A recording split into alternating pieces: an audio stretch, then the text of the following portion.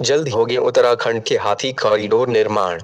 उत्तराखंड का 60% से अधिक भूभाग वनों से घिरा है, जिसके चलते उत्तराखंड वन्य जीव संसार की दृष्टि से काफी समृद्धशाली माना जाता है। किंतु पिछले एक दशक से भी अधिक समय में मानव और वन्य जीव संघर्ष में कई वन्य जीव अपनी जान गंवा चुके हैं। उत्तराखंड का देहरादून व हरिद्वार के मध्य स्थित राजाजी नेशनल पार्क व रामनगर क्षेत्र में स्थित टाइगर रिजर्व पार्क एशियाई हाथियों का मुख्य वास स्थल माना जाता है। किंतु पिछले कुछ समय से हाथियों अन्य वन्य जीवों की अकाल मौत यह साबित कर रही है कि अब उत्तराखंड के क्षेत्र हाथियों के लिए असुरक्षित होते जा रहे हैं।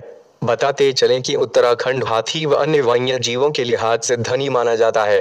इस धरती का सबसे बड़े प्राणी की संख्या भी यहाँ अच्छी खासी है, लेकिन आंकड़े बता रहे हैं कि देवभूमि हाथी की कब्रगाह बनती जा रही है। राज्य बनने के बाद से अब तक यहाँ सैकड़ों हाथियों की मौत हो चुकी है। इनमें से प्राकृतिक मृत्यु सिर्फ 35% हाथियों को ही नसीब हुई है। उत्तराखंड में अभी 2200 से अधिक हाथी मौजूद हैं, लेकिन चिंता यहाँ इनकी अकाल मृत्यु की बड़ी संख्या को लेकर भी है। साल 2000 से लेकर अभी तक मात्र 35% हाथी अपनी स्वाभाविक मौत मरे हैं। बाकी करीब 250 से अधिक हाथी करंट लगने, ट्रेन या रोड एक्सीडेंट होने या फिर शिकारियों के नापाक इरादों की वजह से मारे गए हैं।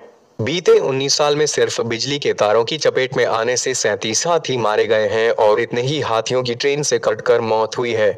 इधर वन क्षेत्रों से लगे रेलवे ट्रैक हाथियों के आने जाने के जो पारंपरिक रास्ते या एलिफेंट कॉरिडोर थे, वहां हाईवे आदि का निर्माण भी एक बड़ी समस्या है। उत्तराखंड में ऐसे 11 हाथी कॉरिडोर हैं जिन पर अतिक्रमण कर दिया गया है। रामनगर कॉर्बेट पार्क में लगभग 1000 से अधिक हाथी हैं तथा इसके आसपास के डिवीजनों में 2 या 300 हाथी हो सकते हैं। हाथियों की इतनी बड़ी संख्या होने से वन विभाग की जिम्मेदारियां और भी बढ़ जाती हैं। जल्द ही हाथी कॉरिडोर को लेकर कोई बड़ा फैसला विभाग को करना होगा, ताकि हाथियों को सुरक्षित आने जाने का रास्ता मिल सके और मानव वन्य जीव संघर्ष की घटना न हो। वहीं कॉरिडोर के सामने या तो अतिक्रमण है या हाईवे निर्माण है, जिसके चलते हाथी अपना मूवमेंट सही रूप से नहीं कर पा रहे हैं और हाथियों का मूवमेंट सही से नहीं होता है, जिसके चलते अब हाथी सीधा ग्रामीण क्षेत्रों में करने लगे हैं।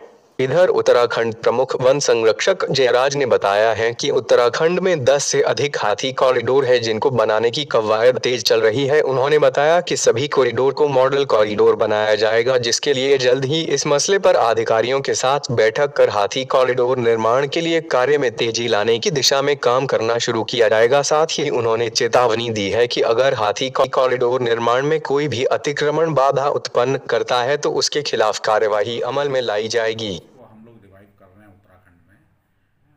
और उसके लिए जो है हम कुछ मॉडल प्लानिंग हम कुछ ला रहे हैं इसके लिए, और हमारी जो है इस WWF से भी हमारी बात हो रही है इस बारे में कि कुछ हम एक तो कॉरिडोर्स को पहले मॉडल कॉरिडोर के रूप में विकसित करें।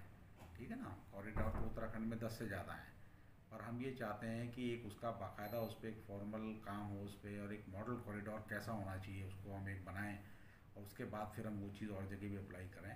और हाथियों के जहाँ तक आबादी में आने की वजह है, वो बहुत सारी वजह हैं, सिर्फ एक कॉरिडोर ही नहीं है।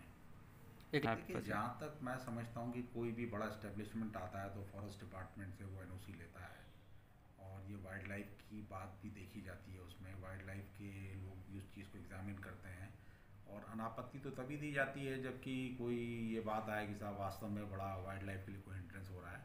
तो मैं समझता हूँ कि अगर इंडियन ऑयल भी कोई इस तरह का अपना लाया है इस्टेब्लिशमेंट वहाँ पे, तो फॉरेस्ट डिपार्टमेंट ने उसको चेक तो किया होगा, है ना। बाकी डिटेल्स में देखा जा सकता है, और अगर अब ऐसी स्थिति कोई आ रही है तो उसके लिए मिटिगेशन मेजर लिए जाएंगे।